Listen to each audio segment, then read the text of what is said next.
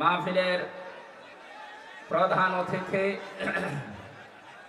বিশ্বনন্দিত মুফাসসির কোরআন শহীদ আল্লামা দেলাওয়ার হোসাইন সাইদি রহমতুল্লাহ আলাইহির সুযোগ্য সন্তান আমার আরাফাতের ভাই আলহাজ শামীম বিন সাইদি দামাত বারকাতুহুমুল আলিয়া, বলেন আমিন। এতক্ষণ যারা আলোচনা রাখলেন ইসলামিক চিন্তাবিদ, শিক্ষাবিদ, রাজনীতিবিদ জনাব ডক্টর মাওলানা হাবিবুর রহমান হাবিব ঝিনাইদহ, আলোচনা রেখেছেন মাওলানা হোসাইন আহমেদ চুয়াডাঙ্গা। গত 2 দিন এখানে যারা তাশরিফ এনেছিলেন শায়েখ মাওলানা জামাল উদ্দিন, বিশ্ববিখ্যাত কারি আহমেদ বিন ইউসুফ আল আজহারি, জাগ্রত কবি মহিব খান সহ অন্যান্য ওলামা ইকরাম। গতকাল এখানে এসেছিলেন মাওলানা মোস্তফা মাহবুব আলম, কবির বিন সামাদ, হাফেজ মাওলানা হাবিবুর রহমান সহ অন্যান্য আলেম ওলামা বিন্দু। মঞ্চে বসা ওলামা ইকরাম, সামনে বসা মুসলমান ভাইরা, পর্দার আড়ালের সম্মানিতা মা এবং বোনেরা, প্রশাসনের ভাইরা, প্রাণ প্রিয় লালমনিরহাট বাসী, আল্লাহর দরবারে শুকরিয়া জানাচ্ছি যিনি কোরআনে কারীম শোনার জন্য আমাদেরকে সে বাড়ি থেকে পর্যন্ত, আমার তো মনে হয় এখানে অনেকে বিকাল 3টা-4টা থেকে বসে আছে কোরআন শোনার জন্য। এই পাটগ্রাম এলাকার মানুষের এত আগ্রহ, আল্লাহ পাক আমাদেরকে আজকে কোরআনের ইজ্জতে যেটা দেওয়া দরকার ওইটা যেন দান করেন, বলেন আমিন।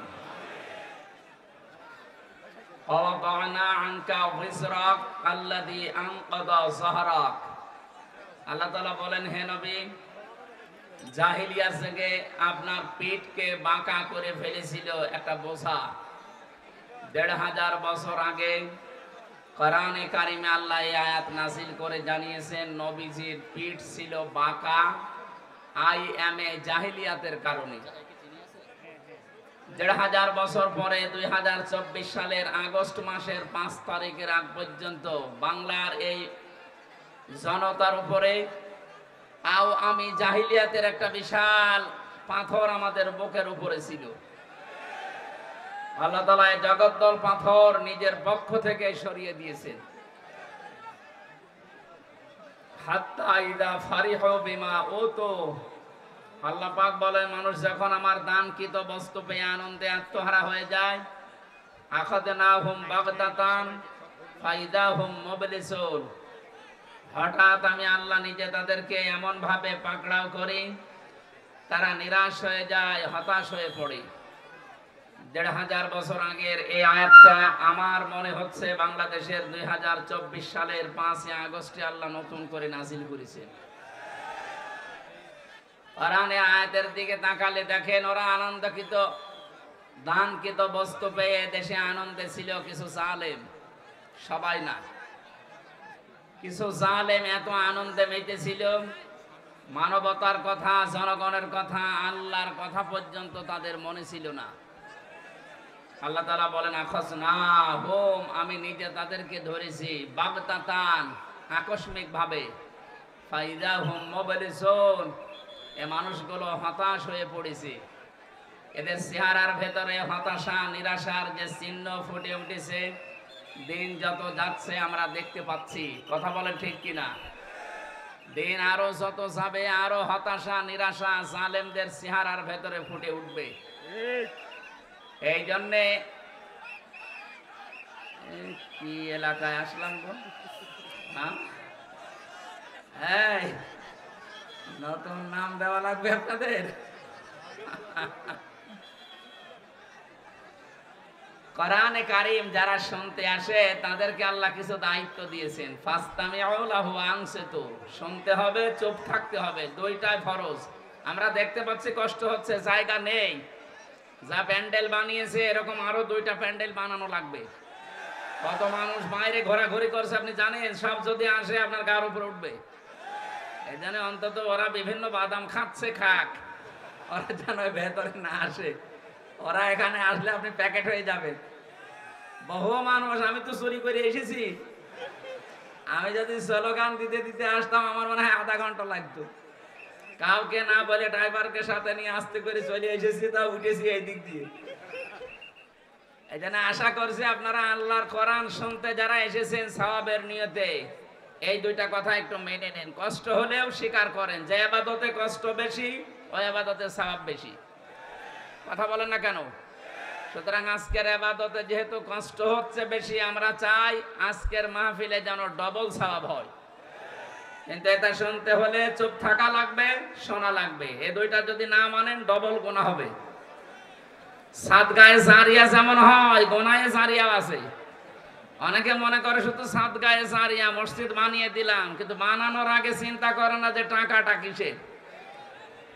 ঘুষের টাকা, সুদের টাকা দিয়ে মসজিদ বানালে সাদগায়ে জারিয়া হবে না গুনাহে জারিয়া হবে? এই জন্য যারা এসেছেন শুনতে, আয় আমি জাহিলিয়াত চলে গেছে, আও আমি জাহিলিয়াত চলে গেছে। কথা বলেন না কেন? আমরা কোরআনে কারিমের যে রং, এইটা এখন সামনে দেখতে চাই। সাবাকাতাল্লাহ ওমান আহসানু মিনাল্লাহি সাবাকাতা ওয়া নাহনু লাহু আবিদুন। তোমরা আল্লাহর রঙে রঙিন হও। আল্লাহর চাইতে সুন্দর রং পৃথিবীতে আর কারো আছে? আল্লাহর রং সবুজ, লাল, কালো, কি এই যে আল্লাহর এই রঙে আমরা আজকে রঙিন করব এই দেশকে ইনশাআল্লাহ। 53 বছর তো দেখেছি এ দেশকে বিভিন্ন জিনিস দিয়ে অনেকে চালিয়েছে। কথা বলেন না কেন? বাবা চালিয়েছিল, আমরা তো দেখিনি। আজকের সভাপতি ডাক্তার শামসুল আলম হয়তো দেখতে পারে। দুর্ভিক্ষে মানুষ মারা গেছে। আমি কি বানিয়ে বললাম? বাবা চালিয়েছিল এই দেশটা, দুর্ভিক্ষে মানুষ মারা গেছে। স্বামী চালিয়েছিল কারো কারো, আপনাদের চাচাও চালিয়েছে, সে যেভাবেই হোক। ভাবি চালিয়েছে, ববু চালিয়েছে। কথা বলেন না কেন? যদিও ববু এই 8-9 দিন ধরে একটা মিথ্যা কথা সারা বিশ্বের মোড়লদেরকে শোনাচ্ছে যে আমি নির্বাচিত ছিলাম, আমাকে উৎখাত করা হয়েছে। এটা তাহা মিথ্যা কথা। আজকে ডক্টর হাবিব সাহেব পড়ছিলেন না, হুয়া যে তাবাকুম, আল্লাহ পাক বলেন তিনি সে আল্লাহ যিনি তোমাদেরকে নির্বাচিত করেন। এই যে লক্ষ লক্ষ নবীর উম্মত থেকে উম্মতি মুহাম্মদ হিসাবে আল্লাহ আমাদেরকে নির্বাচিত করেছেন। নির্বাচিত করা লাগে যে পদ্ধতির মাধ্যমে, তার নাম নির্বাচন। তার নাম কি? আরো জোরে বলেন। এটা রেকর্ড হচ্ছে, গোয়েন্দারা বিভিন্ন জায়গায় আছে। আমি ওপেন বলছি, 15.5 বছরে বাংলাদেশে কোনো নির্বাচন হয়েছে? বলে কি মিথ্যা কথা, আপনি একটা হাসি মানুষ। আপনি একটা হাসি মানুষ, এ কথা বলেন কি করে যে আমি নির্বাচিত ছিলাম? এই 15.5 বছর তো নির্বাচনই হয়নি। এক কথা বলেন না কেন? আপনি যদি ঘোড়াকেও জিজ্ঞাসা করেন এই 15.5 বছর যারা ছিল ওরা কি নির্বাচিত ছিল, ঘোড়াও হাসবে। একটা কথা বললেন, শয়তান পর্যন্ত বিশ্বাস করে না।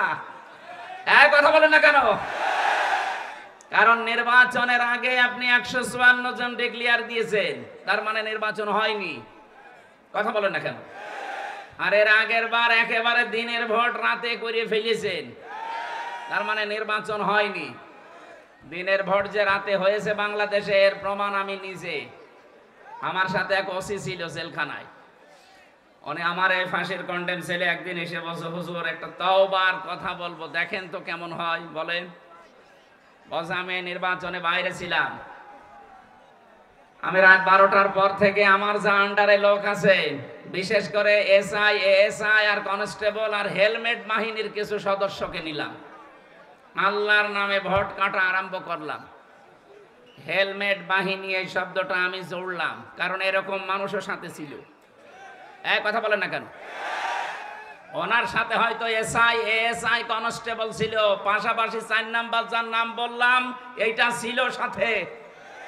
এটা এখন প্রমাণ হচ্ছে যে এরাও ছিল। এই জন্য তো সরকার নিষিদ্ধ করে দিয়েছে। এদেরকে নিষিদ্ধ করার 100-র উপরে কারণ আছে, কিন্তু এদের বৈধতা দেওয়ার একটা কারণ আপনি দেখাতে পারবেন না। অনেকে এখন মায়া কান্না করছে, না এদের নিষিদ্ধ করা ঠিক হয়নি। এদেরকে নিষিদ্ধ করার জন্য বললাম 100 কারণ আমার কাছে আছে। তার 1 নাম্বার কারণ ওরা এই দেশে এখন হিন্দুদের নাম দিয়ে সামনে ব্যবসা করার চেষ্টায় আছে, অথচ হিন্দু মারার ক্ষেত্রে এরাই সর্ব আগে কাজ করেছে। আপনি বলেন, এই যে বিশ্বজিৎকে যারা মেরেছে, ছাত্র শিবির মেরেছে, ছাত্র লীগ সে মেরেছে, সে আমার সাথে জেলে ছিল, শাওন, খুলনায় বাড়ি। অবশ্য হুজুর আমি যখন কপ দিচ্ছিলাম, ও আমারে বলছে, ভাই আমি শিবির না, আমি হাফ হাতা না, আমি ফুল হাতা। তারপরেও ছাড়ি নাই। ফুল হাতা বোঝেন? কিছুই বোঝেননি আপনারা, রংপুরের বিভাগের মানুষ, কিভাবে বুঝবেন? ঠিক আছে। ও বারবার বলেছিল যে ভাই আমি শিবির কি, আমি মুসলমানই না,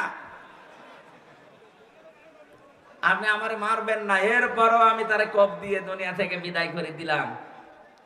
এরকম 100টা কারণ আছে আপনাকে নিষিদ্ধ করার মতো, কিন্তু বৈধতা দেওয়ার মতো একটা কারণও নেই। আপনি একটা বলেন যে এই কারণে তাদের বৈধতা দেওয়া যায়। যারা সেঞ্চুরি করে ধর্ষণের পরে মিষ্টি বিলাতে পারে, কোন মায়ের সন্তান তাদের বৈধতা দিতে পারে? তার বিবেকে কাজ করবে? ওটা যদি আপনার মেয়ের সাথে, আপনার বোনের সাথে হয়তো, বলেন তো আপনি কি করতেন? জবাই করে ফেলতেন। এই কথা বলেন না কেন? তাও তো কম হয়ে গেছে যে নিষিদ্ধ করেছে, ওদেরকে অন্তত জবাই করা দরকার, যা করেছে 15.5 বছর। জন্মলগ্ন থেকে শুরু করে এই 24 সালের 5 আগস্ট পর্যন্ত এখনো ষড়যন্ত্র থেমেনি ওদের। এখনো পর্যন্ত বলছে এই দিন দিন না, আরো দিন আছে। ওর ওই দিনের কাছেই নিয়ে যাওয়া দরকার। কথা বলে না কেন? এক টাকলাকে কয়েকদিন আগে কোর্টের প্রাঙ্গণে দাঁড়িয়ে বলতে শুনলাম এজলাসে, বলছে বিচারপতি দিন দিন না, আরো দিন আছে। এখনো পর্যন্ত যদি এই কথা ওর মুখ দিয়ে বের হয়, ওর মায়ের হয়েছে? বলেন, এদেশে আলেম, এই যে আলেমদেরকে ধরার পরে হাতে বেড়ি শুধু দেয়নি, হাতে ডান হ্যান্ডকাপ লাগিয়ে নিয়ে যাবে না, মাথায় দড়ি টাঙিয়ে মনে হচ্ছে নিয়ে যাচ্ছে, কাউকে গরুর মতো, কাউকে ছাগলের মতো। আমার মাথায় দড়ি বেঁধেছিল। আর এখন যাদেরকে নিয়ে যাচ্ছে, দেখা যাচ্ছে কি জামায় আদরে যাচ্ছে হাসতে হাসতে। না, এখানে কোনো দুর্বিসন্ধি হচ্ছে। আমরা চাই আমাদের উপরে যা করেছেন তার 100 ভাগের 1 ভাগ অন্তত করেন। দেলার হোসেন সাইদি, শফিকুল ইসলাম মাসুদ, এরা রিমান্ড থেকে বের হওয়ার পরে দাঁড়াতে পারে না, 3-4 জনের কাঁধে ভর করে যাওয়া লাগে। আর এরা রিমান্ড থেকে মনে হচ্ছে জামায় আদরে বের হচ্ছে। এই বৈষম্য দূর করার জন্য ছাত্র জনতা জীবন দেয়নি। কথা বলেন না কেন? এটা একটা বৈষম্য না? আমাদের সাথে কি করলেন, এদের সাথে কি করছেন? আমরা চাই যা করেছেন তার অন্তত 100 ভাগের 1 ভাগ তাদের উপরে করেন। চেহারার দিকে তাকালে যেন অন্তত হাজী সেলিমের মতো একটু কান্নাকাটির ভাব দেখায়। আমি মামলার হাজিরা দিতে গিয়েছিলাম, শেষ মামলা, দেখলাম আল্লাহর ওলি হাজী সেলিম সাহেব কাঁদতেছে, শিশুর মতো হাউমাউ করে কাঁদে। ও তো আর নৌকা বলতে পারে না, কথা বন্ধ করে দিয়েছে আল্লাহ, বলো হৌকা। সম্মানিত ভাইরা, আমরা আইএমএ জাহিলিয়াত কিতাবে পড়েছি, ইতিহাসে পড়েছি। আমি জাহিলিয়াত 15.5 বছর দেখেছি। কথা বলেন না কেন? নতুন আর কোন জাহিলি যুগ আমরা এই দেশে দেখতে চাই না। অনেকে এখনো ষড়যন্ত্র চালাচ্ছে নতুন একটা যুগের তৈরি করার জন্য। এতগুলো মানুষ জীবন দিয়েছে নতুন কোন যুগ দেখার জন্য না। যারা জীবন দিয়েছে তাদেরকে কবরে যে জিজ্ঞাসা করবেন, প্রত্যেকেও বলবে আমরা আল্লাহর বিধান দিয়ে দেশ চালাতে চাই। কারণ যারা শহীদ হয় তাদেরকে মৃত বলা নিষেধ। কথা বলেন না কেন? মুখ দিয়ে যেন কেউ না বলে যে মরে গেছে, না বলা যাবে না। এমনকি অন্তরে ধারণাও করা যাবে না মরে গেছে। কোরআনে কারিমে 2 জায়গায় আল্লাহ এমন দিয়েছেন, সূরা বাকারায়, সূরা আলে ইমরানে, যে যারা শহীদ হয় তাদেরকে এই মুখ দিয়ে বলবা না মরে গেছে।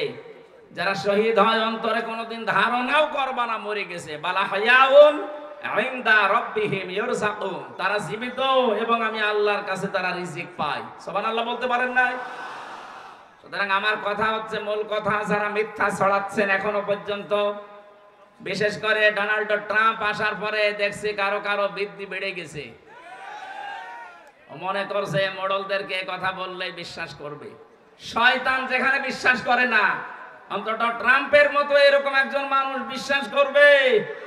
সে আজকে এই যে পেপারে লিখেছেন না, সংবাদে আজকে জানাচ্ছে যে কেউ কেউ যেন একটা এডিট করে চালিয়ে দিয়েছিল যে ডোনাল্ড ট্রাম্প ক্ষমতায় আসার পরে নাকি জানিয়েছে যে বাংলাদেশের প্রধানমন্ত্রী শেখ হাসিনা, অথচ 40 মিনিট তার কাছ থেকে বক্তব্য নিয়েছে সাংবাদিক, একটা বারের জন্য বাংলাদেশ সম্পর্কে কোনো কথা সে বলে নাই।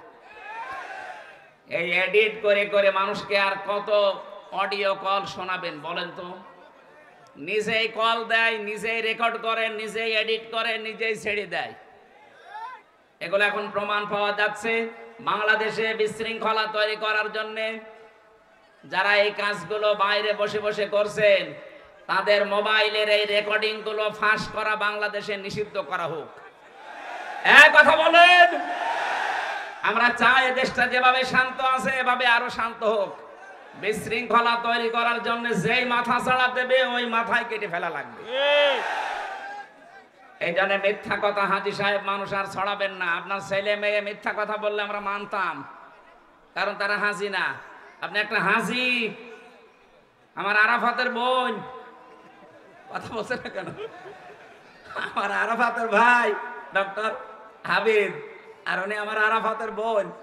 আমার বোন হয়ে মিথ্যা কথা বলবে, এটা মেনে নেওয়া যায় না? এটা করবেন না। আমি জানি যা করি এই দেশে সব আপনার কাছে চলে যায়। আশা করছি এরকম মিথ্যা কথা সামনে আর ছড়াবেন না। মানুষের সিম্পিতি আর পাবেন না। এতদিন যা পেয়েছেন মানুষ এখন বুঝে ফেলেছে। মানুষের ভেতরে আল্লাহ ভয় তৈরি করে দেয় 5টা কারণে। কয়টা বলেন বলেন? নবীজি যেদিন নবুয়ত পাওয়ার পরে এসে বলেছিলেন, খাদিজা আমাকে ঢেকে দাও, জাম্মিলুনি ইয়া খাদিজা, আমি ভয় পেয়েছি। এই সিলাই ইয়ার কি মারছে আপনার সাথে? পিটিয়ে লম্বা করে ফেলবেন। এমনিতে আপনাদের সারা দেশে এই নাম এমনি না, আমার মনে হচ্ছে এই কারণে দিয়েছে। এরপরে একটা কথা বলে দেখেন কি করে আপনারে ওয়াজ করা বন্ধ করে দেবো। এই আবার হাত মারেন মানে একদম এদিকে নিষ্ঠভাবে তাকিয়ে থাকবে। কতগুলো মানুষ বসে আছে দেখতে পাচ্ছেন না? এখানে জেলা আমির আছে, মনে আছে মনে হয় ইয়ারকে দোলা ভাই মারছে।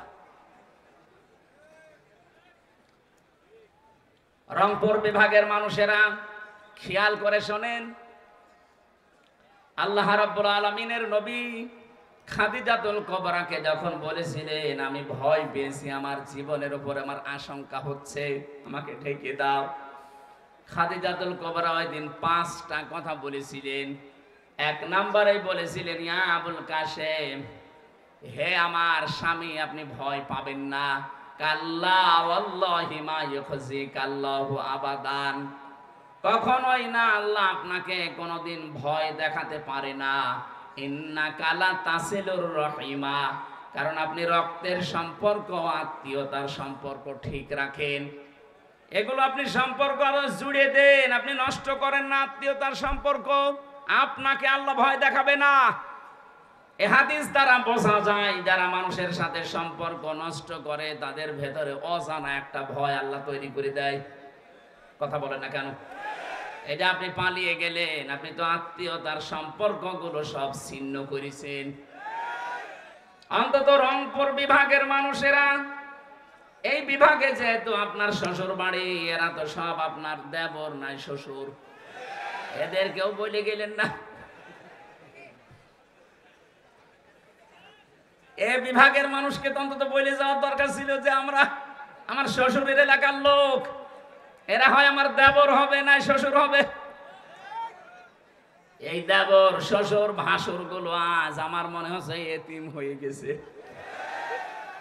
এদের সাথে রক্তের সম্পর্ক, এদের সাথে আত্মীয়তার সম্পর্ক, এদের সাথে আপনার রেহেমের সম্পর্ক, কারণ আপনার সন্তান ছেলে মেয়ে সব এই বিভাগ থেকেই তৈরি হওয়া। কথা বলে না কেন? বাংলাদেশের আরো 7টা বিভাগে আপনি না বলতে পারতেন, রংপুরে বলার দরকার ছিল, কিছুই বলেননি। এই জন্যই ভয়ে পালিয়েছেন, কারণ রক্তের সম্পর্ক যারা ঠিক রাখে না, আত্মীয়তার সম্পর্ক যাদের ঠিক নেই, তাদের ভেতরে একটা অজানা ভয় আল্লাহ তৈরি করে দেয়। 2 নাম্বারটা আরো কঠিন। তাহমিলুল কাল্লা, হে আমার স্বামী ভয় পাবেন না, আপনি তো মানুষের বোঝা বহন করেন, মানুষের বোঝা হালকা করে দেন। কিসের বোঝা? কষ্টের বোঝা, দুঃখের বোঝা, ঋণের বোঝা। আপনি মানুষের বোঝা হালকা করেন, আপনি ভয় পান কেন? কি করে গেলেন আপনি? এই দেশে লক্ষ কোটি কোটি টাকা বাইরে প্রচার করলেন, এখন এই দেশে কোটি কোটি টাকা মানুষের মাথার উপরে ঋণ, ঋণের বোঝা দিয়ে গেলেন আপনি। কত কষ্টের বোঝা দিয়েছেন। 2024 সালের 5 আগস্টে এই যে 2780 জন মানুষ, একটা হিসাব পেয়েছি সরকারি জরিপে, 2780 জন এখনো হাসপাতালের বেডে কাতরাচ্ছে। কারো হাত নেই, পা নেই, কারো চোখ নেই, অন্ডকোষ উড়ে গেছে। এই মানুষগুলো তার বাবা মার কাছে, ভাই বোনের কাছে, পরিবারের কাছে, সমাজের কাছে, দেশের কাছে একটা বোঝা না? এ কথা বলছে না কেন? এই বোঝাটা দিয়ে গেলেন। আপনি তো চলেই যাবেন স্বামীর বাড়ি, একটু আগে গেলে তো এই বোঝা তৈরি হয় না। আর আমরা এদেশে দেখতে পাচ্ছি, যারাই আমরা এদেশ থেকে বিদেশে যাই তাদেরকে আমরা রেমিটেন্স যোদ্ধা বলি। কথা বলেন ঠিক কিনা? যারাই যায় তারা মাসে মাসে টাকা পাঠায়। আপনি 3 মাস গেছেন, একটা টাকাও পাঠাননি। আমরা চাই অন্তত 3 মাসে 3,90,000 টাকা পাঠান। পুরুষ মানুষের নাই বেতন বেশি, আপনার তো বেতন অর্ধেকও আছে। 3 মাসে আমরা 90,000 টাকা চাই। এই কথা বলেন না কেন? যারা ঋণের বোঝা, কষ্টের বোঝা, দুঃখের বোঝা মানুষকে দিয়ে যায়, তাদেরকে অজানা ভয় আল্লাহ তৈরি করে দেয়। আরো বাকিগুলো তো বললাম না। এত কিছু যারা দিয়ে গেছেন, নবীজির উম্মতে শামিল হওয়া তাদের জন্য সম্ভব না। এই জন্য মিথ্যা কথা যারা ছড়িয়ে আজ বিশ্বের মোড়লদের মন পাওয়ার চেষ্টায় আছেন, এ মিথ্যা বন্ধ হওয়া লাগবে। কারণ নির্বাচনের মাধ্যমে মানুষ নির্বাচিত হয়। 15.5 বছরে দেশে নির্বাচনই হয়নি। কথা বলেন ঠিক কিনা? যারা দায়িত্বে আছেন আমরা আহ্বান জানাবো, যারা এখন দায়িত্বে আছেন খুব তাড়াতাড়ি সম্মানজনক একটা সময় নিয়ে নির্বাচনের মাধ্যমে নির্বাচিত জনপ্রতিনিধির হাতে দেশটা তুলে দেন, তাহলে এই ষড়যন্ত্রগুলো সব বন্ধ হয়ে যাবে। আপনি দেখতেছেন আজ 2-3 দিন কিন্তু একটা কথা চলছে সারা বিশ্বে, এ দেশটাকে এখন ডক্টর ইউনূসের নামে উনি চালাতে চাচ্ছে, যে উনি জঙ্গিবাদ উস্কে দিচ্ছে, এ দেশ জঙ্গিবাদে ভরে যাচ্ছে। এদেশে যারা ইসলামপন্থী মানুষ, অন্তত এই দেশে যারা একামতে দিনের দায়িত্ব পালন করতে চায়, তারা যে অ্যাক্টিভ ভাবে একটু কাজ করবে, করবে কি করে? কিছু করলেই এই শব্দটা বিশ্বের মোড়লদেরকে শোনাচ্ছে, এদেশে জঙ্গিবাদ পুনরুত্থান হচ্ছে। বলেন নাউজুবিল্লাহ। মিথ্যা এই ধোঁয়াটা তুলে কাউন্টার টেররিজম একটা ইউনিট বানিয়ে বাংলার বহু মানুষকে আপনি জীবন থেকে, দুনিয়া থেকে বিদায় করে দিয়েছেন। বিশেষ করে আয়না ঘরের নাম দিয়ে অধিকাংশ মানুষকে ওখানে নিয়ে মেরে ফেলতেন। রিমান্ডে যে সমস্ত মানুষকে নিয়েছেন, আমার সাথে যারা ছিল, কেউ 7 মাস, কেউ 8 মাস, কেউ 2 বছর পড়ে আছে, কেউ জানেই না কি মামলা আপনাকে দিয়েছে। ও নিজেও জানে না, খালি শোনে যে আমার নামে নাকি জঙ্গি মামলা। জঙ্গি কি সে জানে না। বাংলাদেশে নাটকটা তৈরি করার মূল কারিগর যারা ছিল, যাদেরকে দিয়ে এটা তৈরি করার চেষ্টা চালিয়েছিল, তারা কিন্তু আমাদের এই পাশের দাদা বাবুরা। ওইটা এখন আর বিশ্ব খাচ্ছে না। এ ভাঙা ঢোল আর কতদিন বাজাবেন? এই জন্য মিথ্যার অবসান দরকার। যেগুলো মিথ্যা ছড়াচ্ছেন, আশা করছি সামনে কেউ যেন আর মিথ্যা ছড়িয়ে এদেশকে টালমাটাল করতে না পারে। বলেন আমিন। কোরআনে কারীম যারা শুনতে এসেছেন, এই 2টা এখন আমার মনে হচ্ছে আপনি মেনে নিয়েছেন। শুনছেন, চুপ থাকবেন। এখন আমি যারা বলতে আসি, যারা আমরা যা 4 জন এসেছি বলার জন্য, আমাদের দায়িত্ব কি?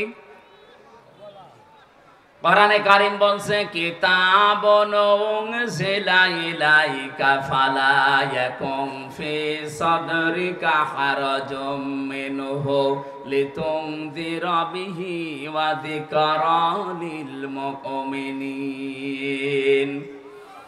আল্লাহ পাক বলেন, হে নবী, কোরআনে কারীম যখন মানুষের কাছে প্রচার করবেন, এটা আমি আপনাকে দিয়েছি কেন জানেন? মানুষদেরকে সতর্ক করার সময় আপনার মনের ভেতরে যেন কোনো ভয় ভীতি কাজ না করে। এই জন্য কোরআন যে অন্তরে থাকে, সে অন্তর থেকে আমার আল্লাহ ভয় তুলে দেয়। এখানে হারাজনের ব্যাখ্যা আছে দুইটা। এক নম্বরে, কোরআন প্রচার করতে গেলে আপনার সামনে যারা আছে, কোরআনের হক কথা শোনার পরে মানুষগুলো অনেকে না বুঝে মন খারাপ করতে পারে। এরকম মানুষ দেশে নেই? আছে। এই 15.5 বছরে আরো বেশি ছিল, এখনো আছে অনেকেই। কোরআনে কারীমের ভাষা, কোরআন যেভাবে উপস্থাপন করা দরকার, আল্লাহ যে ফোর্স দিয়েছে, ওই ফোর্সে কথা বলতে গেলে ও বোঝে না, আন্দাজে মন খারাপ করে। 2 নম্বরে, আবহমান কাল থেকে এমন এমন নিয়ম নীতি এই দেশে ইসলাম মনে করে অনেকে পালন করে আসছেন, যেটা আসলে ইসলামে নেই। কথা বলেন না কেন? তার ভেতরে বহু ইবাদত এই বাংলাদেশ, ভারত আর পাকিস্তানে চলছে, যেটা মানুষ বানিয়েছে। এই যে আল্লাহ বাদে কারো নামে জিকির করা জায়েজ নেই, অথচ সারা বাংলাদেশে এখন প্রায় আরম্ভ হয়ে গেছে। আল্লাহর নামে মাঝে মাঝে জিকির করে, মাঝে মাঝে বাবার নাম জুড়ে দিচ্ছে। ইয়া আলী বাবা, শাহ আলী বাবা, কেল্লা বাবা, ফতে বাবা, দয়াল বাবা, এ জিকির হয় না দেশে? যারা এই বিভ্রান্তিতে আছেন, এখনই নিজেকে শুধরাবেন। আল্লাহ বাদে কারো নামে জিকির করা জায়েজ নেই, এমনকি নবীজির নামেও জিকির হবে না। জিকির হবে আল্লাহর নামে, দরুদ হবে নবীজির নামে। আমি নাম ধরলাম না, বাংলাদেশে বহু মানুষ আছে, বিশেষ করে চট্টগ্রাম সিলেট বিভাগে আছে। এই মানুষগুলো আল্লাহর নামে কিছুক্ষণ জিকির করার পরে দেখা যায় শালি বাবা, ফতে বাবা, কেল্লা বাবা। কথা বলেন না কেন? আল্লাহ বাদে অন্য কারো নামে জিকির করা জায়েজ আছে। এমনকি আল্লাহকে ডাকার সাথে সাথে যদি অন্য কাউকে ডাকে, তার ডবল আযাব হবে। সূরা ফুরকান 68 নম্বর আয়াতের প্রথমে আছে, ওয়াল্লাযীনা লা ইয়াদউনা মা'আল্লাহি ইলাহান আখার। আল্লাহ পাক বলেন, আমি আল্লাহকে ডাকে, আমার সাথে অন্য কাউকে যারা ডাকে, এরপরের আয়াতে আল্লাহ জবাব দিচ্ছেন, ইযাফ লাহুল আযাব, তাদের আযাব হবে ডবল। কয়টা? জিকির করে সওয়াব হওয়া দূরের কথা, আরো গুনাহ হয়ে যাচ্ছে। আজকে থেকে আমলটা সংশোধন করে নেবেন। আমি সহ যারা এসেছি, আল্লাহ আমাদেরকে আমলটা পুরো পাল্টানোর তৌফিক দেন, বলেন আমিন। দ্বিতীয় কথা হচ্ছে, এই বানানো ইবাদত গুলো যখন মানুষ বিভিন্ন ধান্দায় করতে থাকে, হে নবী, কোরআনে কারীমের প্রচার যদি আরম্ভ করেন, ওইগুলো টিকবে না। ওই বানানো ইবাদত যখন টিকবে না, ওই মানুষগুলো দেখবেন তখন আপনার প্রতি রাগ করবে, তেড়ে আসবে। ওয়াইযা তুতলা আলাইহিম আয়াতুনা বায়্যিনাতিন তা'রিফু ফি ওয়ুজুহিল্লাযীনা কাফারুল মুনকার। রব্বুল আলামিন সূরা হজের ভেতরে জানিয়েছেন, যখন আপনি কোরআনে কারীম তেলাওয়াত করে তাদেরকে বোঝাবেন স্পষ্ট দলিল আর প্রমাণ দিয়ে, নবী আপনি দেখতে পাবেন ওই মানুষগুলো রাগ করে আপনার দিকে চোখ মোটা করে গরম দিয়ে তেড়ে আসতেছে। আমরা এতদিন দেখেছি অনেক আলেমের কাছ থেকে মাইক পর্যন্ত এ দেশে 15.5 বছরে কেড়ে নিয়েছে। ও আলেমরা কি বাবার কথা বলতো? কথা বলেন। বহু আলেমের কাছ থেকে আমি মাইক কেড়ে নিতে দেখেছি, বহু আলেমকে স্টেজে উঠতেই দেয়নি। এই কথা বলেন না কেন? 1500 বছর আগে কাফেরদের চরিত্র আল্লাহ যেটা বলেছিলেন, 1500 বছর পরে দেখলাম অনেকের সাথে এই চরিত্র মিলে যাচ্ছে। যার সাথে চরিত্র মিলবে তাকেও তো সেই নামে ডাকা লাগবে। কথা বলেন না কেন? ওই জামানায় যারা কোরআন প্রচারে বাধা দিত, তারা যদি কাফের হয়, এই 2024-এর আগ পর্যন্ত যারা কোরআনে কারিমে প্রচারে বাধা দিয়েছে এরা কি? আরো জোরে। কাফেরের সাথে আত্মীয়তা করা জায়েজ আছে? হ্যাঁ, তারা মরে গেলে কবরে দেওয়া জায়েজ আছে? জানাজা, এগুলো যদি আমরা একটু কড়াকড়ি করতে পারতাম এদেশে বহু মানুষ পরিবর্তন হয়ে যেত। আর এইভাবে যদি বাবা শ্বাস হালাল সব হালাল চলে, আগামীতে যারা চেয়ারে বসবে তারা দেখবেন ডবল জালেম হবে। কথা বলেন না কেন? এই জন্য আমরা চাই এদেশে যারা অপরাধ করেছেন আপনাদের অপরাধ আপনারা মাফ করে নিন, যেভাবে মাফ চাওয়া দরকার। যার কাছে অপরাধ করেছেন তার কাছে স্বীকার করেন, তার ক্ষতি হয়ে গেলে ক্ষতিপূরণ দেন, এরপরে বলেন আস্তাগফিরুল্লাহ, আল্লাহ আপনাকে মাফ করে দেবে। কথা বলেন ঠিক কিনা? কিন্তু বাস্তবে আমরা উল্টা দেখছি, এত বড় অপরাধ করার পরে অনেকে দেখতে পাচ্ছি অনুশোচনা দূরের কথা, অনুতপ্ত দূরের কথা, এই মানুষগুলোর বৃদ্ধি আরো বাড়তেছে। মানুষ যখন জুলুম করতে করতে একেবারে শেষ পর্যায়ে পৌঁছিয়ে যায়, তাকে আল্লাহ কয়েকটা জিনিস থেকে চিরবঞ্চিত করে দেয়। তার এক নম্বরে আল্লাহ তাকে আর হেদায়েত দেয় না। ফেরাউন যখন ডুবে যাচ্ছিল ওই সময় কিন্তু স্বীকৃতি দেওয়ার রাস্তায় ছিল। ও বলেছিল আন্নাহু লা ইলাহা ইল্লাল্লাযী আমানাত বিহি বানু ইসরাঈল, আমি ঈমান আনলাম ওই আল্লাহর উপরে যার উপরে বানি ইসরাঈলরা ঈমান এনেছে। আনা মিনাল মুসলিমিন, আমি তো মুসলমান। এরপরও ফেরেশতারা আমাকে পানির ভেতরে চোবায় কেন? আল্লাহ তখন ডাক দিয়েছেন আল আন, এখন। আকাদা শয়তান ক্বাবলু ওয়া কুনতা মিনাল মুফসিদিন, এর আগে তুমি সবচাইতে বড় সন্ত্রাসী, ফ্যাসাদকারী, ফ্যাসিস্ট ছিলে। এর আগে সবচাইতে বড় জুলুমবাজ ছিলে। তোমার কারণে আমার হাজারো বান্দা শান্তিতে থাকতে পারে নাই। আমার মনে হয় হাজার হাজার বছর আগে ফেরাউন জুলুম করার কারণে যেমন হেদায়েত থেকে বঞ্চিত হয়ে গেছে, 2024-এর আগ পর্যন্ত যারা জুলুম করেছে, যারা সরাসরি জড়িত ছিল, তাদেরকেও আমার আল্লাহ হেদায়েত থেকে বঞ্চিত করে দিচ্ছে। এত চেষ্টা চালাচ্ছে মানুষ, এত কিছু বলছে না, তার পরিবর্তন নেই।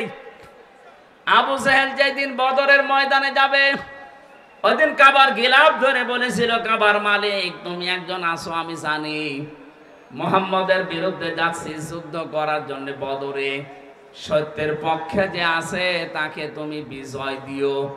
ওর দোয়া আল্লাহ কবুল করে নিয়েছে, কারণ ও তো সত্যের পক্ষে ছিল না। ওই ময়দানে যাওয়ার পরে যখন ওকে হযরতে আব্দুল্লাহ বিন মাসউদ বুকের উপরে ওঠার পরে ছুরি চালিয়েছে, তখন জিজ্ঞাসা করেছে মানাং তাকে তুমি? হযরতে আব্দুল্লাহ বিন মাসউদ ওই সময় জবাব দিয়েছিলেন আমি ইবনে মাসউদ। ওকে ডাক দিয়ে বলছে, দেখো তুমি আমার গলা যখন পচ দেবে ছুরি দিয়ে একটু বড় করে কাটবে, কারণ মানুষ যেন দেখে বুঝতে পারে যে এটা নেতার মাথা। জোরে বলেন নাউজুবিল্লাহ।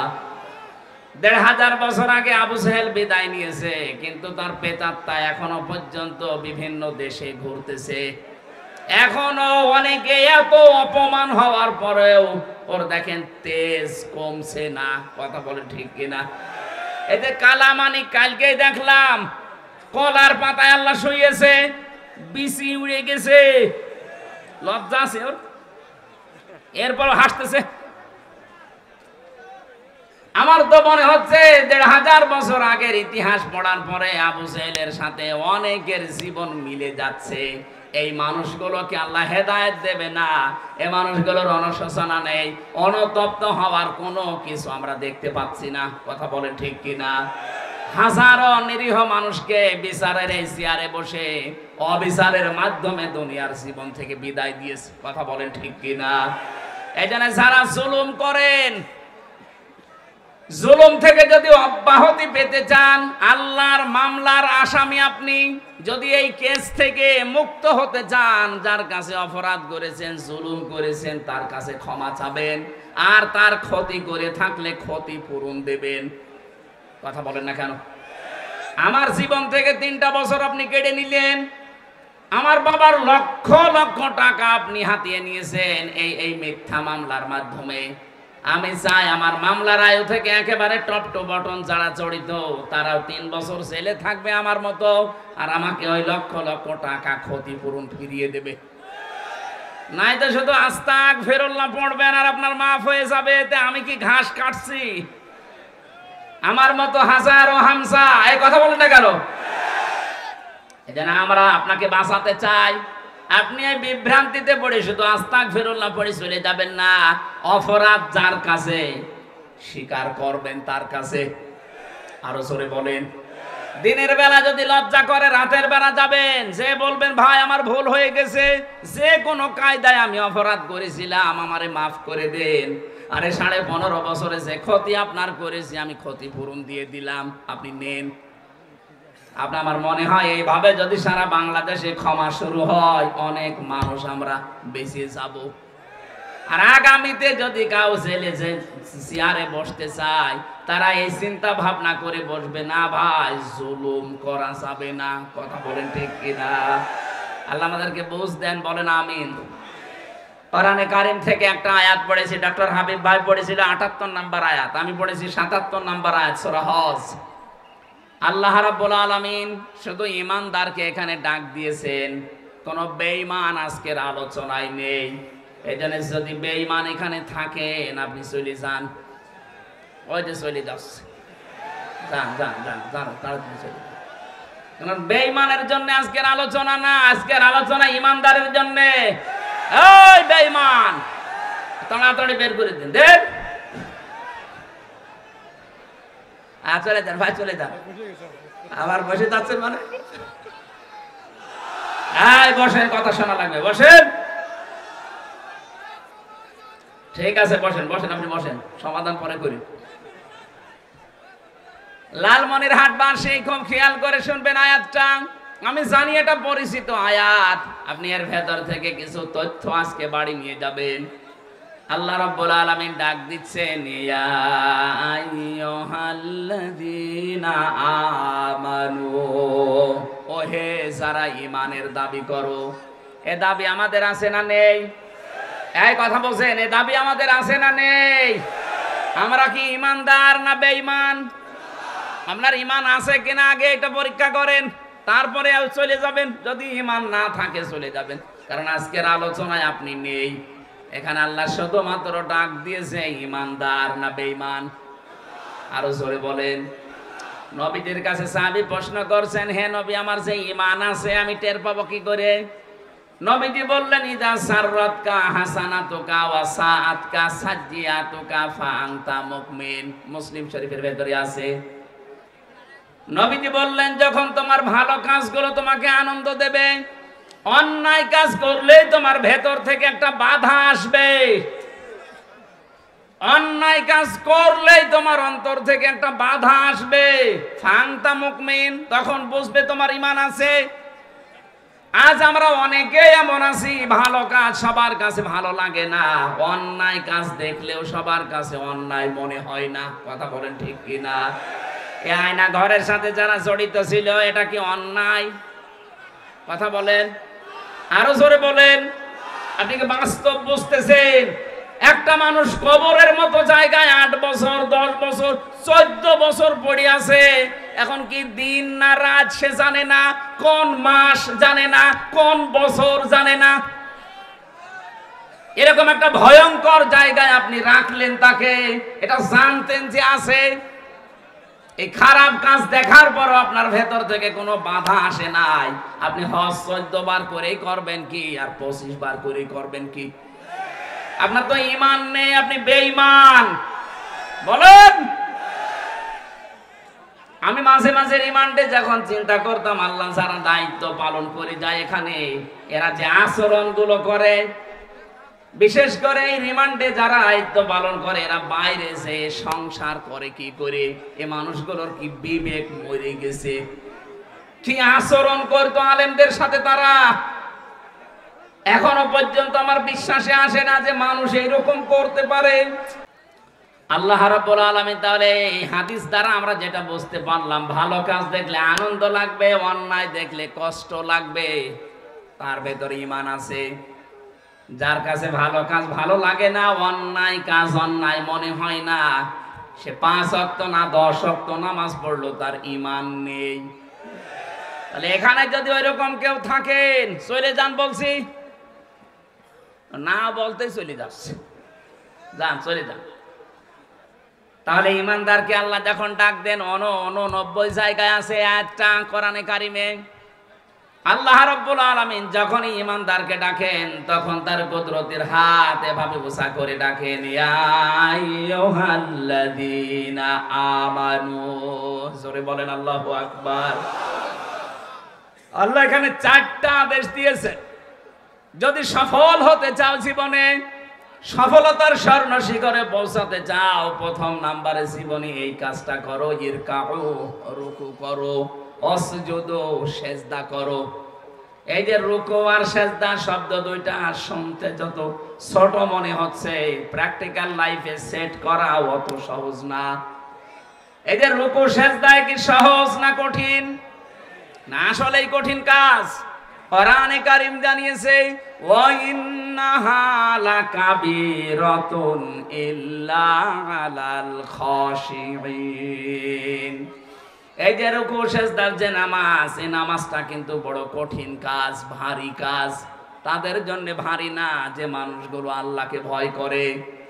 আল্লাযীনা ইয়াযুন্নুনা আন্নাহুম মুলাকু রাব্বিহিম ওয়া আন্নাহুম ইলাইহি রাজিউন। যারা এই বিশ্বাস করে যে কিয়ামতে আমাকে দাঁড়ানো লাগবে আল্লাহর সামনে, ফিরে যাওয়া লাগবে তার কাছে, আল্লাহর কাছে দাঁড়াতে গেলে সর্বপ্রথম হিসাব নেওয়া হবে রুকু সিজদার। কথা বলেন ঠিক কিনা? আউয়ালু মা ইউহাসাবু বিহিল আবদু ইয়াউমাল কিয়ামাতিস সালাহ। কিয়ামতের সর্বপ্রথম আপনার হিসাব হবে কিসের? আরো জোরে বলেন। সাহাবারা এই কথা শোনার পরে তারা এত গুরুত্ব দিয়েছেন সালাতের, নামাজের। আমি একজন সাহাবীর জীবনী পড়েছি, হযরতে আব্দুল্লাহ আনসারী রাদিয়াল্লাহু তাআলা আনহু।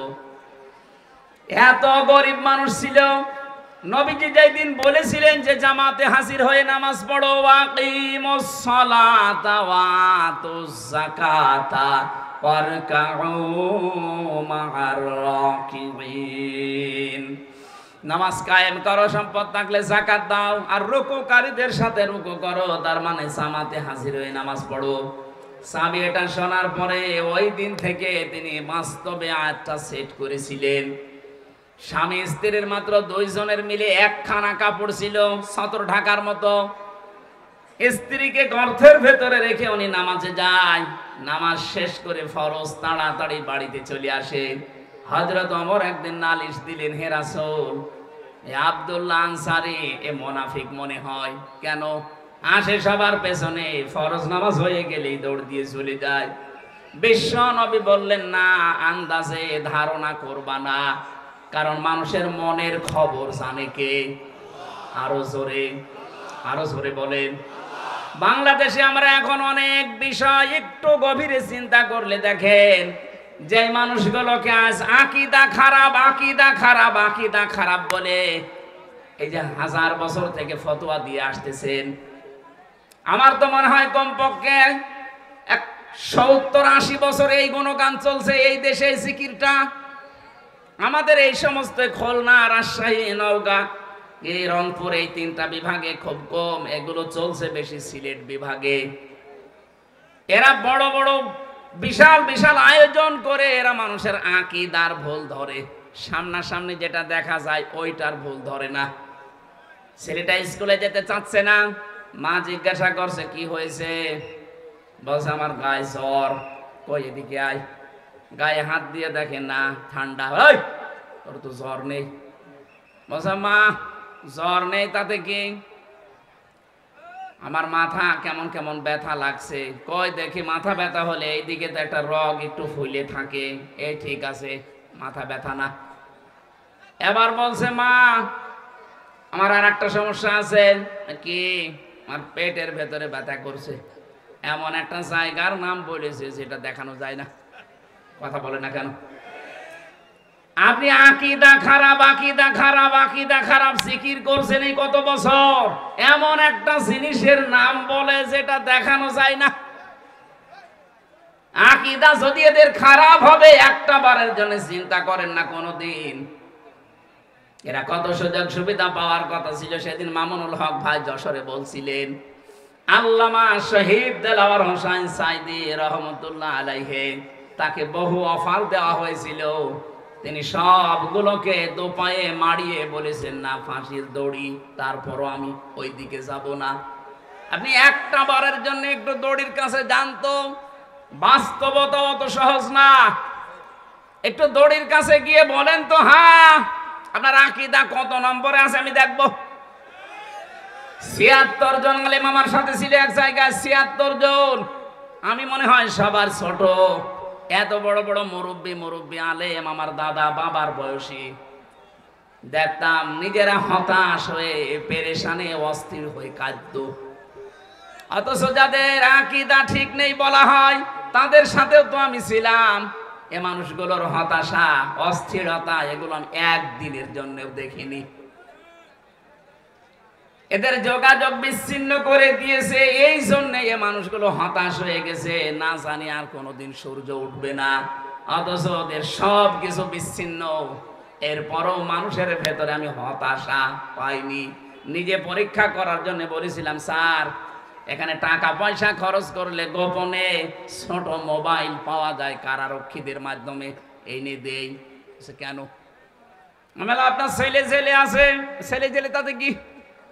আপনার স্ত্রীর সাথে কথা বলেন, বলে ওগুলো আমি আল্লাহর রাস্তায় দিয়ে এসেছি, আল্লাহ দেখবে। এ কথাটা ওই ময়দানে দাঁড়িয়ে বলা অত সহজ না যত সহজে হামজা এখন বলছে। ওই জায়গায় টিকে থাকা অত সহজ না। আজকের এই যে ডক্টর হাবিব ভাই, উনি জেলে থাকাকালীন ওনার স্ত্রী আমাকে বলেছিল যে ওনার চাকরিটা নাকি চলে যাবে। আমি ভেতরে খোঁজ খবর নিয়েছিলাম, কত শক্ত ওই সময় পর্যন্ত, তাও তো আমরা ওই মানের লোক না। এই পর্যায়ে থাকার বলে বলে যা কলেজের চাকরি চলে যা, কিন্তু যে রাস্তায় আছি এই রাস্তা থেকে আমি এক চুলও নড়তে রাজি না। আপনি কাকে বলেন আকীদা ঠিক নেই? এই মানুষকেই তো বলেন যে আকীদা ঠিক নেই। কি আকীদা আপনার? আপনার যে আকীদা আমি ৯টা এখন আমার মোবাইলে আছে, এই আকীদাগুলো বিশ্বাস করলে তার ঈমান চলে যাওয়ার কথা। আর আপনি ওই আকীদা নিয়ে ফতোয়া দিচ্ছেন যে আপনাদের আকীদা ঠিক নেই। এটা আপনি এই মানুষগুলোর প্রতি জুলুম করছেন। বিবেকটা কাজে লাগাবেন। কি করেছেন ইসলামের জন্য? শুধু পেট আর জহব্বা বাদ দিলে কিছু নেই আপনার। যাদের বলেন আকীদা ঠিক নেই তারা কি করেনি? জীবন পর্যন্ত দিয়ে দিয়েছে। আমি নিচে নামলাম না তাই বলেন তো, আপনার বিবেকের কাছে প্রশ্ন করে কি করেছেন আপনি? ইসলামের নাম ভাঙিয়ে শুধু জহব্বা আর এই পেট বাদ দিলে আপনার আর কিচ্ছু থাকে না। আর যাদের বিরুদ্ধে এই অভিযোগগুলো নিয়ে আসেন যে ওদের আকীদা ঠিক নেই, ওদের আকীদা তো ওই আকীদা আমার আল্লাহকে আমার মনে হয় দেখে দেখে তারা বলেছিল, ক্বালু রাব্বুনাল্লাহু সুম্মা ইসতাকামু তাতানাজ্জালু আলাইহিমুল মালাইকা। আমি যে হাদিসটা বলার জন্য পর্যন্ত এসেছিলাম, সাহাবী ডাক দিয়ে বলে, হে রাসূল আপনি একটু খোঁজ খবর নেন। তারপরেও নবীজি বললেন, ঠিক আছে আন্দাজে ধারণা করবা না কারো উপরে, চলো যাই। আসরের নামাজ পড়ে বাড়িতে গেলেন, বাইরে দাঁড়িয়ে সালাম দিলেন, আসসালামু আলাইকুম ইয়া আহলাল বাইত। বাড়ির ভেতর থেকে কোনো আওয়াজ নেই। নবীজি ৩ বার ডাক দিয়েছিলেন। তৃতীয়বার হযরতে আব্দুল্লাহ আনসারী কাঁপতে কাঁপতে বের হয়ে এসেছে। নবীজি ডাক দিয়ে বললেন, দেখো ৩ বার ডাক দিলাম তোমাকে, তুমি তো ভালো করে জানো আমি নবী যদি তোমার উপরে নারাজ হয়ে যায় আল্লাহ তোমাকে জান্নাতে দেবে না। এই এখানে নড়াচড়া করবে না, পরে একবার মোনাজাত করে যাবো না। হযরতে আব্দুল্লাহ আনসারী বলেছেন, হে রাসূল আমি দেরি করলাম কেন, আপনি আগে এইটা দেখেন। আমি স্বামী স্ত্রী ২ জনের কাপড় আছে অনেক, কিন্তু সদর ঢেকে নামাজ পড়ার মতো কাপড় মাত্র একটাই। আমি নিজে নামাজ জামাতে পড়বো, আর আমার স্ত্রী সন্তান নামাজ পড়বে না, জীবনও আমার মন মেনে নেয় না। এই জন্য নামাজ জামাতে শেষ করার পরে আমি দৌড়ে বাড়িতে আসি। বাড়িতে যে গর্তের মতো আছে ছিঁড়া অল্প যে কাপড়গুলো পরে থাকা যায়, কিন্তু নামাজ আদায় করার মতো না। এসে আমার এই বড় পবিত্র কাপড়টা আমার স্ত্রীকে দিয়ে আমি নিজে ওই গর্তের ভেতরে আশ্রয় নেই।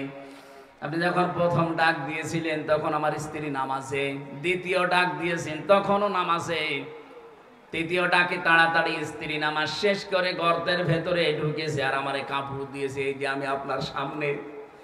নবীজি কেঁদে ফেললেন, জামাতে হাজির হওয়ার জন্য, নামাজ আদায় করার জন্য আমার এই উম্মতটা এত ব্যস্ত, এত স্যাক্রিফাইস করেছে। আমাদের তো জামার অভাব নেই।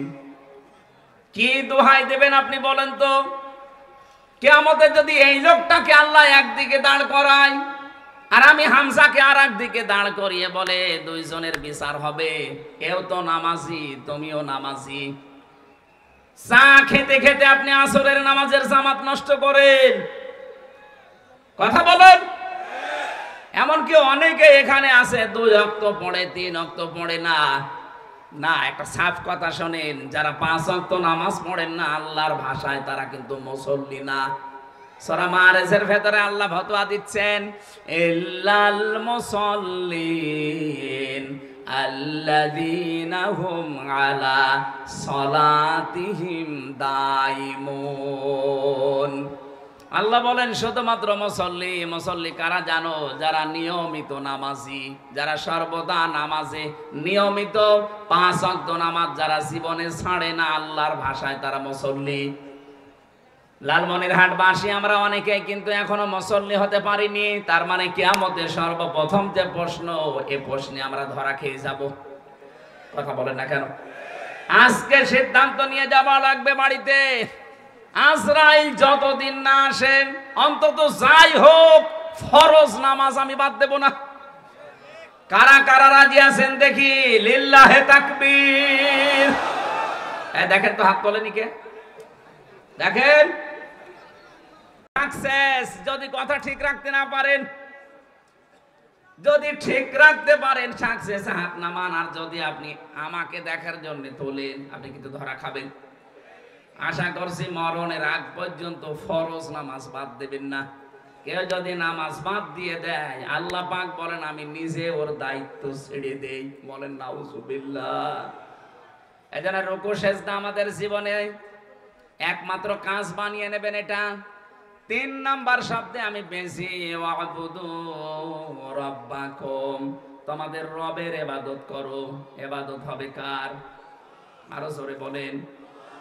এই বাংলাদেশে কয়েকটা বিষয় আমার কাছে, আমি ইবাদত শব্দটাকে মিলিয়ে পুরা কোরআনের ভেতরে 27টা অর্থে পেয়েছি ইবাদত। আমি সামারাইজ করে করে 9টায় নিয়ে এসেছি। আমাদের জীবনে ইবাদত করা লাগবে। বাবা মার কার? বলেন বলেন। বাবা মার ইবাদত করা জায়েজ আছে না? বাবা মার সেবা করা ফরজ, ইবাদত করা জায়েজ না। এই পৃথিবীতে আল্লাহর পরে যার স্থান, তারা যদি মা বাবা হয়, বলেন তো তাদের ইবাদত যদি জায়েজ না হয়, কার ইবাদত জায়েজ হতে পারে? আপনার বিবেকে কি বলে? অথচ আজ আমরা দেখতে পাচ্ছি অনেকেই তাদের বাবার ইবাদতে ব্যস্ত ছিল। কথা বলেন না কেন? যেটা উপরে রাখা দরকার ওইটা উপরে না রেখে আপনি নিচে রাখেন। কালিমাতুল্লাহি হিয়াল উলিয়া আল্লাহু আজিজুন হাকীম। আল্লাহ পাক বলেন সব জায়গায় উপরে থাকবে আমি আল্লাহর কথা। কার কথা? আরো জোরে। স্বাধীন হওয়ার পর থেকে তো আমরা উপরে আল্লাহর কথা দেখতে পাইলাম না। হয়তো কারো ছবি টাঙিয়ে রেখেছেন, কারো নাম দিয়ে রেখেছেন। কেন? ওখানে আল্লাহু আকবার, লা ইলাহা ইল্লাল্লাহ লিখে দেওয়া যায় না? আজকে প্রধান উপদেষ্টার নামের পেছনে, ওনার চেয়ারের পেছনে লেখা আছে লা ইলাহা ইল্লাল্লাহ। কি সুন্দর লাগছে দেখতে। আমরা তো এটাই চাই। এই কথা বলেন না কেন? 96% মুসলমান এখানে বাস করে। এখানে উপরে থাকবে কার কথা? বলেন। আমরা চাই কিয়ামতের আগে এই দেশে কারো নাম যেন আর ওখানে না যায় যেখানে আল্লাহর নাম লেখা দরকার। আমার কথা বোঝা গেছে না? ইবাদত হিসাবে আমি 9টা বলছি। 1 নম্বরে আপনার ব্যক্তিগত জীবনে, পারিবারিক জীবনে, সামাজিক জীবনে, এরপরে রাজনৈতিক জীবনে, 5 নাম্বারটা অর্থনৈতিক জীবনে। এই ইবাদতটা আজ বাংলাদেশে নেই বললেই চলে। কারণ অর্থনীতি যে ইবাদত অনেকে আমরা জানি না, কারণ এই বিষয়ের আলোচনা দেশে নেই। আজ এই 15.5 বছরে অর্থনীতি যে ইবাদত এটা যারা দাঁড় করিয়েছিল তাদের এই সেই ইসলামী ব্যাংকে ধ্বংস করে ফেলেছে। 75,000 কোটি টাকা সেখান থেকে মারিং কাটিং করে। আমরা চাই আমাদের অর্থনৈতিক জীবনে ইবাদতটা আবার দাঁড় করাতে। আহ্বান জানাবো যে যেখানে আছেন, অর্থনীতি যে একটা ইবাদত, এটাকে যদি আবার আপনি দাঁড় করাতে চান, আমার যতটুকু ধারণা আছে আপনি সব বাদ দিয়ে ইসলামী ব্যাংকে আবার লেনদেন করবেন। প্রশ্ন আসতে পারে এখানে কি সুদ দেয় না? হ্যাঁ দেয়। আরে ভাই, নবীর নিজে নবীজি 13 বছর মক্কায় ছিলেন। 13 বছর মক্কায় কি নামাজ পড়েননি? এই কথা বলছেন না কেন? 13 বছর মক্কায় নামাজ পড়েছেন কাবার দিকে না অন্য দিকে? কেন? কাবাতে তো 313টা মূর্তি ছিল, 360টা। 360টা মূর্তি সামনে নিয়ে যদি নবীজি নামাজ পড়তে পারে, যতদিন পর্যন্ত ইসলাম কায়েম না হবে ততদিন ওইভাবেই নবী নামাজ পড়েছিলেন। কথা বলে না কেন? এদেশে যতদিন যাকাত ভিত্তিক অর্থনীতি কায়েম না হবে ততদিন অন্য যত ব্যাংক আছে, সোনালী, রূপালী, চৈতালি, সব ব্যাংকের তুলনায় ইসলামী ব্যাংকে লেনদেন করা আপনার জন্য সবচাইতে বড় ইবাদত। এটাকে দাঁড় করান আগে। এদের মূল থিওরি এইটা যে আমরা সুদ থেকে বাঁচতে চাই, কারণ যারা সুদ খায় এদেরকে শয়তান মহাবিষ্ট করে রাখে। সূরা বাকারার 276 নম্বর আয়াতে আল্লাহ এই দলিলগুলো দিয়েছেন। আল্লাযীনা ইয়াকুলুনার রিবা লা ইয়াকুমুনা ইল্লা কামা ইয়াকুমুল্লাযী ইয়াতাখাব্বাতুহুশ শাইতানু মিনাল মাস। আমি দলিলগুলো লম্বা করতে পারছি না। এই আয়াতগুলো থেকে প্রমাণ হয় সুদ যারা খাবে শয়তান তাদেরকে এমন ভাবে মোহবিষ্ট করে রাখে, স্পর্শ করে রাখে, কিয়ামতের দিনও তারা শিকলবদ্ধ হয়ে আল্লাহর সামনে অপমান অবস্থায় দাঁড়াবে। বলেন নাউজুবিল্লাহ। 3-4 আয়াত পরে আল্লাহ দলিল দিয়েছেন দুনিয়াতে যারা সুদের সাথে জড়িত থাকবে এই মানুষগুলো তাদের মায়ের সাথে জিনা করার গুনাহ করবে। যারা সুদ জানার পরও না ছেড়ে দেন এই মানুষগুলো আল্লাহ এবং রসুলের সাথে যুদ্ধ করার জন্য তারা ব্যস্ত। বলেন নাউজুবিল্লাহ। ইয়ামহাকুল্লাহুর রিবা ওয়া ইউরবিস সাদাকাত। আল্লাহ বলেন আমি সুদকে ধ্বংস করি আর সাদকা, যাকাত এগুলোকে আমি আল্লাহ দুনিয়াতে বৃদ্ধি করি। আজ যারা অবৈধ ইনকামের মাধ্যমে সম্পদ জমা করেছিল, বাস্তব উদাহরণ 5 তারিখে আমার আল্লাহ সব ধ্বংস করে দিয়েছে। 8 কোটি, 10 কোটি, 12 কোটি টাকার গাড়ি রাস্তায় পড়ে আছে, মালিক নেই। এই কথা বলছে না কেন? এগুলো কি বৈধভাবে সব নিয়ে আসা? সব অবৈধ ইনকাম। এই জন্য অবৈধভাবে যারা উপায় করবেন সুদের, ঘুষের, বিভিন্ন হারাম ইনকাম দিয়ে, এগুলো আপনাকে আল্লাহ রাখতে দেবে না, সব আপনার জীবদ্দশায় নষ্ট হয়ে যাবে। এজন্য আমরা বিশ্বাস করি কোরআনের আয়াতকে অর্থনৈতিক জীবনে আর সব জায়গায় যদি আমরা বিষয়গুলো সামনে নিয়ে আসতে পারতাম যে এটা একটা ইবাদত, আল্লাহ তার রব, আল্লাহ আমাদেরকে তার ইবাদত করার জন্য, সফল হওয়ার জন্য জানিয়েছেন। সুতরাং আমরা আজকে থেকে ইবাদত হিসাবে মুশারাকা আছে, মুদারাবা আছে, মুরাবাহা আছে, বায়ে সালাম আছে, বায়ে রেজাল আছে, বায়ে মুআজ্জাল আছে, বায়ে মুহাসসানা আছে, বায়ে ইহতিসান আছে। এই বিষয়গুলো এক একটার ভেতরে 3টা করে ভাগ করা আছে ইসলামী অর্থনীতিতে। আর সকালবেলা বিকালবেলা জিকির না করে বসে বসে যদি এইগুলো আলোচনা করে, নামাজ যেমন ফরজ, অর্থনৈতিক ইবাদত ফরজ। কথা বলেন না কেন? আজ মানুষ এটা জানে না, নামাজ পড়ে যাচ্ছে সুদের টাকা তুলতে। এখানে বহু মানুষ এমন বসে আছেন আমি জানি, যারা 1000 টাকা ছেড়ে রাখে মাসে মাসে 100 টাকা করে বেশি পায়। এটা যে মায়ের সাথে জেনা করার গুনাহও জানেই না, অথচ নামাজ পড়ে আসলো। এই কাজে কারা আছেন? তারা আজকেই বাড়িছে এই সুদ ছেড়ে দেবেন। যে 1000 টাকা ছেড়ে রাখেন, প্রতি মাসে মাসে 100 টাকা বেশি পান। যারা আছেন ছেড়ে দেবেন কারা কারা? হাত তোলেন তো। দু একজন আছে।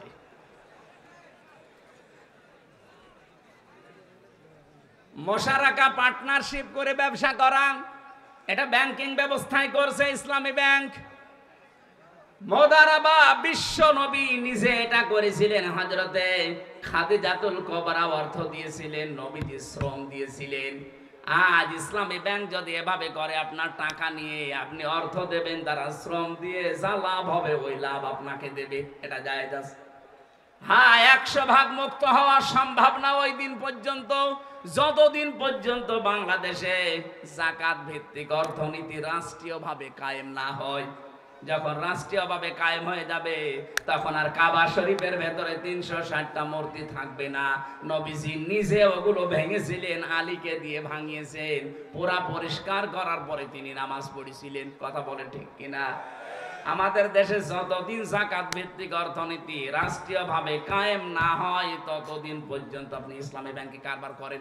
গোনা যদি হয় হোক, যারা দায়িত্বে আছে ওদের হবে, আপনার গোনা নেই। অফালুল খয়রা, ভালো ভালো কাজ করবা। এই দুনিয়ায় যত ভালো কাজ আছে, সব চাইতে ভালো কাজ হচ্ছে ইয়াসআলুনাকা মাযা ইউনফিকুন কুল মা আনফাকতুম মিন খায়রিন ফালিল ওয়ালিদাইনি ওয়াল আকরাবিন। আল্লাহ পাক বলেন, মানুষ জিজ্ঞাসা করে টাকা পয়সা খরচ করব কোথায়, আপনি বলেন এই দুনিয়ায় ভালো ভালো কাজে খরচ করো। যত ভালো কাজ দুনিয়ায় আছে, এই 1 নাম্বার ভালো কাজ মা বাবার জন্য খরচ করা। এখানে আমাদের জীবনের ফরজ ভালো কাজ এইটা, কিন্তু যার যতটুকু সামর্থ্য আছে মা বাবার জন্য খরচ করবেন। নিকট আত্মীয় স্বজন যারা আছে তাদের খোঁজ খবর রাখবেন।